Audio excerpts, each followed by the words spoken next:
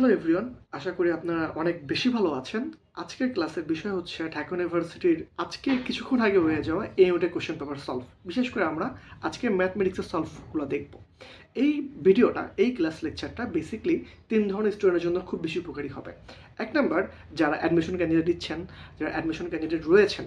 দুই নাম্বার, যারা এইচএসসি 25 ব্যাচের, অর্থাৎ কিছুদিন পরে যাদের বোর্ড এক্সাম হবে এবং কিছুদিন পরে যারা অ্যাডমিশনে বসবেন, তাদের জন্য ক্লাসটা খুব বেশি উপকারী হবে, কারণ তারা রিকল করতে পারবেন যে ঢাকা ইউনিভার্সিটির কোশ্চেন প্যাটার্নটা আসলে কেমন আসে। তিন নাম্বার, যারা এসএসসি 26 ব্যাচের আছেন, তাদের জন্য এই ক্লাসটা খুবই উপকারী হবে, কারণ অলরেডি তারা কয়েকটা চ্যাপ্টার করে ফেলেছেন ম্যাথমেটিক্সের ফার্স্ট পেপারের। তো সেই জায়গা থেকে তারা রিকল করতে পারবেন যে কোশ্চেন প্যাটার্নগুলো কেমন হয়, আমি যেই পর্যন্ত আসলে প্রিপারেশন নিয়েছি সেই প্রিপারেশনটা ইনাফ কিনা, এইটা চেক আউট করার জন্য আজকের ক্লাসটা উপকারী হবে এসএসসি 26 ব্যাচের জন্য। তো চলুন দেখে নেওয়া যাক আমাদের ঢাকা ইউনিভার্সিটির আজকের হয়ে যাওয়া এই ইউনিটের কোশ্চেন পেপারগুলো কেমন হয়েছে এবং তার সলভগুলো। আচ্ছা, তো এটা ঢাকা ইউনিভার্সিটির আজকে আসা সব থেকে প্রথম যে কোশ্চেনটা, তো এটা ইন্ডিকেশন একটা প্রবলেম। তো প্রবলেমটা চিন্তা করলে খুব ইজি একটা প্রবলেম। তো দেখো কীভাবে সলভ করা হয়। আমরা লিমিটের মান বসাই কীভাবে, ফার্স্টে আমরা আপার লিমিট বসাই, মাইনাস দিই, তারপর হচ্ছে আমরা লোয়ার লিমিট বসাই। এক্স্যাক্টলি সেম কাজটা আমরা এখানেও করবো। আমরা যদি মানটা বসাই, এখানে আসবে f(5) মাইনাস f(0) সমান সমান 8, অর্থাৎ এই লাইন থেকে আমরা এই লাইনটা লিখছি। সেকেন্ড থিং, এরপরে আমরা সেম কাজটা এইখানেও করব, যে এই জায়গাটা আমরা সেম কাজ করব। এই লাইনটা আমি এখান থেকে লিখতে পারি যে এফ অফ, যেহেতু x+1 আছে, তাহলে আসবে 4+1 মাইনাস দিয়ে লোয়ার লিমিট বসাবো।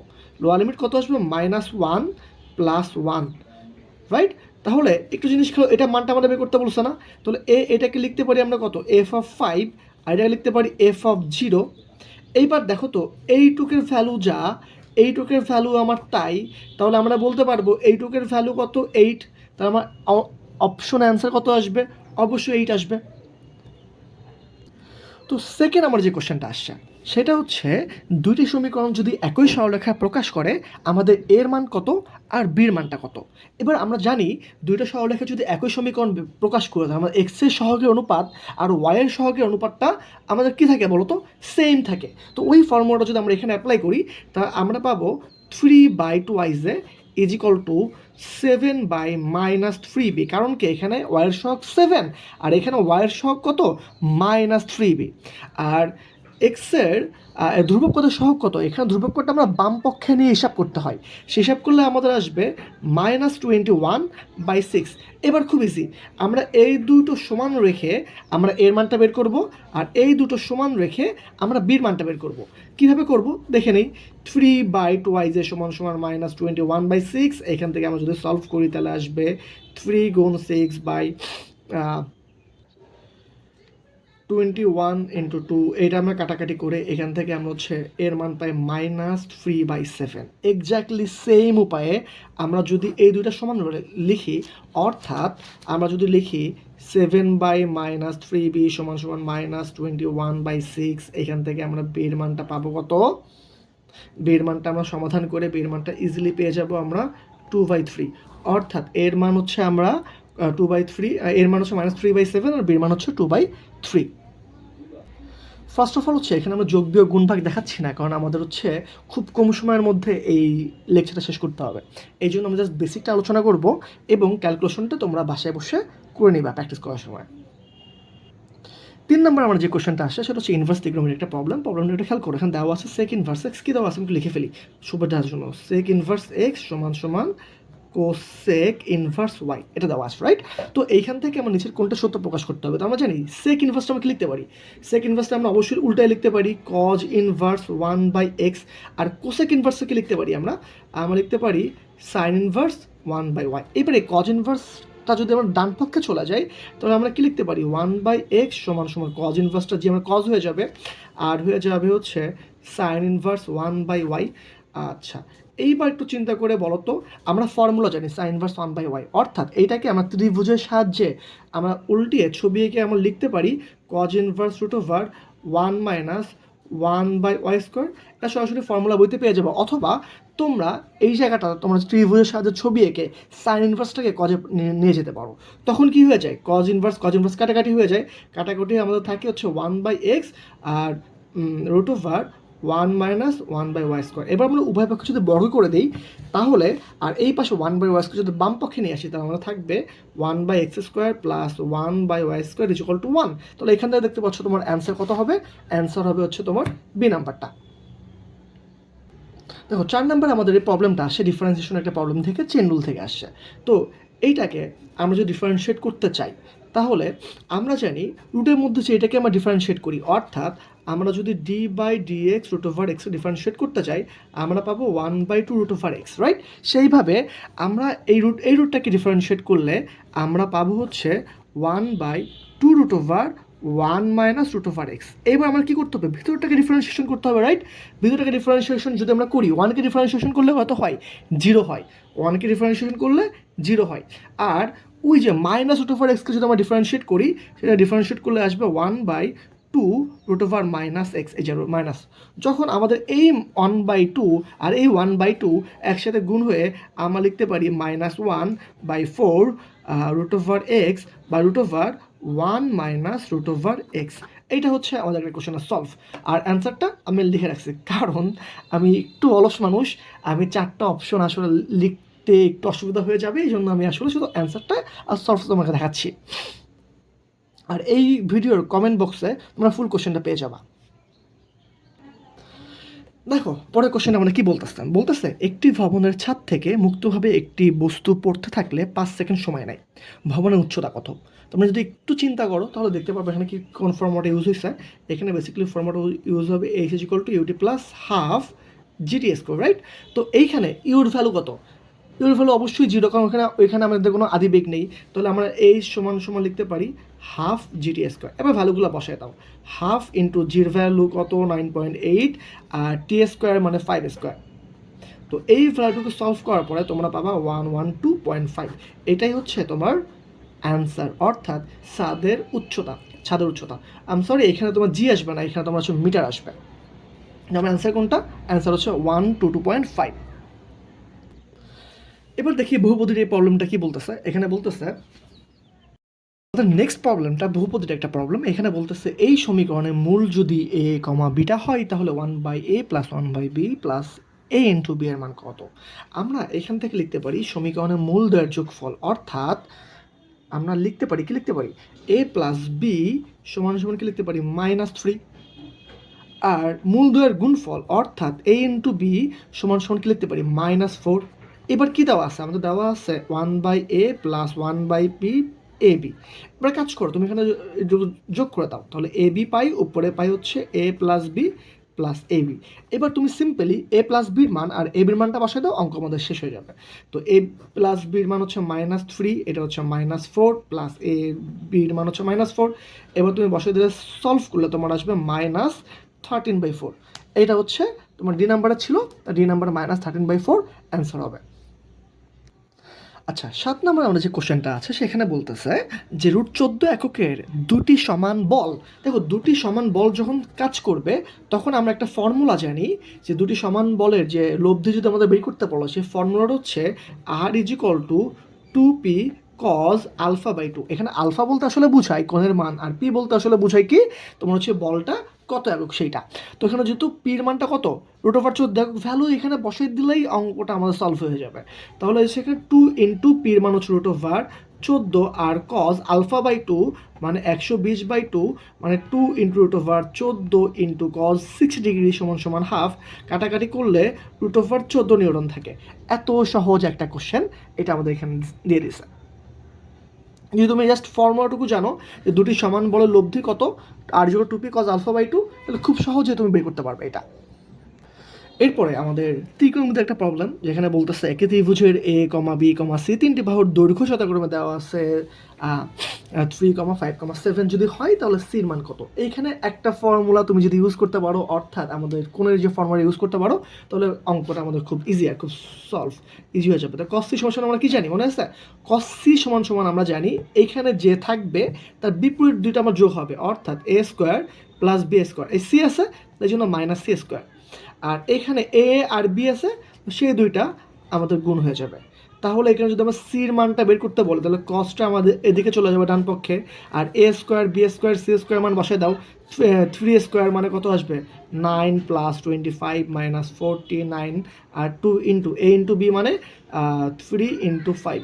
এইটুকু যদি সলভ করো তুমি পাবা কজ ইনভার্স -1/2। আর বলো তো কজ ইনভার্স -1/2 ভ্যালু কত? খুব ইজি, কজ ইনভার্স -1/2 ভ্যালু হচ্ছে 120 ডিগ্রি। তো 120 ডিগ্রি কোথায় ছিল? আমাদের আজকের কোশ্চেনে এ নাম্বারে ছিল। আচ্ছা, তো এইখানে বলতেছে আমাদের এই ফাংশনটির ডোমেইন কত। আচ্ছা, ডোমেইন বলতে আমরা বুঝাই এমন সব বাস্তব মান যে বাস্তব মানের জন্য এটা সংজ্ঞায়িত হবে। তো এই যদি এরকম আকারে থাকে আমরা জানি এইটাকে আসলে 4 - x² = 0 ধরতে হয়। কারণটা কি? কারণটা হচ্ছে আমাদের 4 - x² যে ভ্যালুটা আমাদের 0 থেকে বড় হতে হবে। কারণ 0 থেকে যদি বড় না হয়, 0 থেকে ছোট হয়, তো রুটের মধ্যে যদি আমার কোনো মাইনাস মান থাকে তাহলে ভ্যালুটা কত হয়ে যায়? ভ্যালুটা নেগেটিভ হয়ে যায়। এই জন্য রুটের মধ্যে যদি কোনো অঙ্ক থাকে সেইটার ভ্যালুটা আমাদের > 0 ধরতে হয়। এইখান থেকে আমাদের x² মানটা সলভ করবো।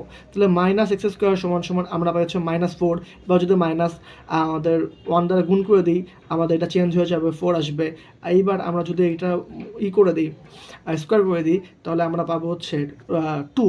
এইটাকে আমরা লিখতে পারি হচ্ছে -2 > 2। এইটাই হচ্ছে আমাদের এই নাম্বার কোশ্চেনের সলভ।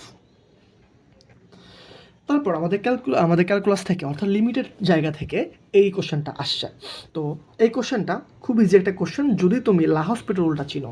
আমি ছোটো করে বলে দেয়, লাহসপিটাল রুলটা হচ্ছে কোনো ফাংশনাল লিমিটের মান বসানোর পরে, এখানে হচ্ছে এক্স আসবে, লিমিটের মান বসানোর পরে যদি 0/0 আকার থাকে তাহলে আমরা লাহসপিটাল রুলটা ব্যবহার করতে পারি। তো দেখো এখানে যদি আমি লিমিটের মানটা বসাই তাহলে আমাদের কত থাকে, এই জায়গায় থাকে কত হচ্ছে 0, রাইট? আর আর নিচে কী হয়ে যায়, নিচে আমাদের 0 হয়ে যায়, উপরে থাকে হচ্ছে ln 1। ln 1-এর ভ্যালু কত? ln 1-এর ভ্যালু হচ্ছে 0।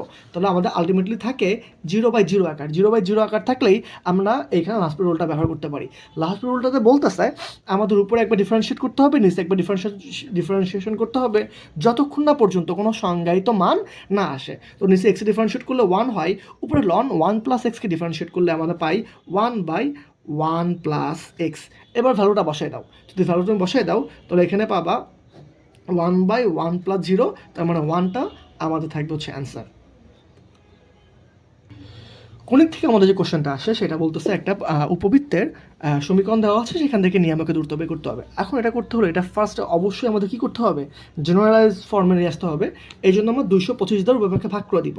তাহলে আমরা পাবো 9x² / 2 to 5 + 25y² / 2 to 5 = 1। এটাকে লিখতে পারি আমরা যে x² / 225/9, তাহলে কত পাবো 25, প্লাস এটাকে লিখতে পারবো y² = 225/5, তাহলে কত আসবে 9 = 1। এটাকে লিখতে পারবো x² / 5² প্লাস y² / 3² = 1। তো এটাকে তুলনা করে আমরা এর ভ্যালু কত পাই, 5 পাই, বির ভ্যালু কত পাই, 3 পাই। এইবার যখন আমাদের ফার্স্টে উৎকেন্দ্রিকতা বের করতে হবে, উৎকেন্দ্রিকতা ভ্যালুটা হচ্ছে ফর্মুলা হচ্ছে 1 - b² / a²। রুট অফের ভ্যালুগুলো বসিয়ে দাও, এর ভ্যালু আর বির ভ্যালু। 1 - b² ভ্যালু 5² মানে আর তোমার 16/25 আসবে। এটা সলভ করলে আমাদের আসবে 4/5। আর যখন আমাদের বলবে নিয়ামক দ্বয়ের মধ্যবর্তী দূরত্ব, কি বলতেছে, নিয়ামক দ্বয়ের মধ্যবর্তী দূরত্ব, সো সেটা ফর্মুলা কি, ফর্মুলা হচ্ছে খুব সিম্পল, 2 × a/e। এর মানটা আমরা আগে থেকেই বের করেছি, বসায় দাও। এর মানটা আমরা আগে থেকেই পেয়ে গিয়েছি, বসায় দাও, অঙ্ক আমাদের সলভ।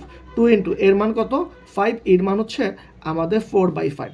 এটা করলে আমাদের কাটাকাটি আসবে 25/2। এবার বৃত্ত থেকে আমরা যে প্রবলেমটা আসছে সেটা বলতেছে যদি এই বৃত্তটা এক্স অক্ষকে স্পর্শ করে তাহলে আমাদের সি এর মান কত। এখন তুমি জানো কোনো একটা বৃত্ত যদি আমাদের এক্স অক্ষকে স্পর্শ করে সেটা ফর্মুলা হচ্ছে g² = c। তাহলে আমাদের জির মানটা বের করতে হবে। আবার জি সমান আমরা জানি এক্সের সহগ বাই 2, কি জানি এক্সের সহগ বাই 2। তো জির মান এক্সের সহগ এখানে কত -4, -4/2। তাহলে জির মানটা আমাদের কত আসবে, জির মানটা আমাদের -2 আসবে। এইবার যেহেতু বলতেছে g² = c, তো c যেগুলো g² লেখা যায়, g² এর ভ্যালু হচ্ছে -2², অতএব সির ভ্যালু হচ্ছে 4। এবার ইন্টিগ্রেশন থেকে আরেকটা ইন্টারেস্টিং প্রবলেম হচ্ছে এইটা, এই কোশ্চেনটা একটু ডিফিকাল্ট আর একটু সময় সাপেক্ষ। আমি একটু দেখে নিই কীভাবে সলভ করে। এখন তুমি জানো এরিয়ার ফর্মুলা হচ্ছে খুবই simple, integration Y into DX. তো ওয়াইয়ের ভ্যালুটা হচ্ছে আমাদের এখানে কত আসবে, যে দিয়ে দেওয়া আছে 2x মাইনাস এক্স স্কোয়ার আর ইন্টু ডিএক্স, রাইট? এবার আমাদের কী লাগবে, আপার লিমিট লাগবে আর লোয়ার লিমিট লাগবে। তো আপার লিমিট যেহেতু আমাকে বলছে, এইখানে এক্স অক্ষ দ্বারা আবদ্ধ ক্ষেত্রের ক্ষেত্রফলটা বের করতে হবে। এখন তুমি কি জানো, আমাদের এক্স অক্ষে ওয়াই ইজিকল টু জিরো না? তাহলে ওয়াইয়ের মানটা, ওয়াই ইজিকল টু জিরো মানটা এইখানে আমরা বসাই দিই। এখানে বসাই দিলে আমরা পাবো 2x minus X square equal to zero. এখান থেকে এক্স যদি আমরা কমন নেই, আমরা পাবো 2 মাইনাস এক্স ইজিকল টু জিরো। তাহলে এখান থেকে এক্সের ভ্যালু জিরো পাবো, আর এখানে পাবো 2 মাইনাস এক্স ইজিকল টু জিরো, আর এক্সের ভ্যালু 2 পাবো। তাহলে আমাদের আপার লিমিট কত আসবে, আপার লিমিট 2, আর লোয়ার লিমিট কত আসবে, লোয়ার লিমিট 0 আসবে। এবার সিম্পলি আমরা জাস্ট ইন্টিগ্রেশন করে লিমিটের মানটা বসিয়ে দিলেই ভ্যালুটা আমাদের চলে আসবে। তো 2x, 2কে রাখবো, এক্সকে ইন্টিগ্রেশন করলে হয় X square by 2 minus X কিউবকে ইন্টিগ্রেশন করলে হয় এক্স স্কোয়ারকে ইন্টিগ্রেশন করলে হয় এক্স কিউব বাই 3। এইবার তুমি আপার লিমিট বসায় দাও, লোয়ার লিমিট বসায় দাও, জাস্ট সিম্পলি ভ্যালুটা বসায় দাও 2 ইন্টু, তাহলে আমাদের আসবে 2 স্কোয়ার মানে হচ্ছে আমাদের 4/2 মাইনাস এখানে যদি বসায় দিই আমাদের আসবে 8/3। এবার মাইনাস দিয়ে আমি যখন লোয়ার লিমিটটা বসাবো, দেখবো এখানে যদি বসাই দিই কত আসবে, 0 চলে আসবে। আবার এখানে যদি বসাই দিই তাহলে আপার উপরে তো 0 চলে আসে, তাও তো আমাদের লোয়ার লিমিটটা বসানো লাগতেছে না, রাইট? তাহলে এইবার আমরা দেখি এখানে কাটাকাটি করলে কত থাকে, 4 মাইনাস 8/3 থাকে। তাহলে এই যে আমরা যদি লসাগু করি, তাহলে লসাগু হচ্ছে 3, উপরে থাকতেছে কত, উপরে হচ্ছে 12 মাইনাস 8, তাহলে আমাদের থাকবে হচ্ছে 4/3। আমাদের কমপ্লেক্স নাম্বার থেকে আরেকটা প্রবলেম আসছে, সেই প্রবলেমটা হচ্ছে এইটা, যে ওমেগা কিউব সমান সমান যদি 1 হয়, তাহলে এই সমীকরণটা ইজিকল টু কত? তো আমরা জানি 1 প্লাস ওমেগা স্কোয়ার সমান সমান 0, রাইট? তাহলে 1 প্লাস ওমেগাকে কী লিখতে পারি এখান থেকে, 1 প্লাস ওমেগা যদি বাম পক্ষে থাকে, ওমেগা স্কোয়ার ডান পক্ষে চলে গেলে 1 প্লাস ওমেগা সমান সমান লিখতে পারি minus omega square. Okay fine, বসায় দাও।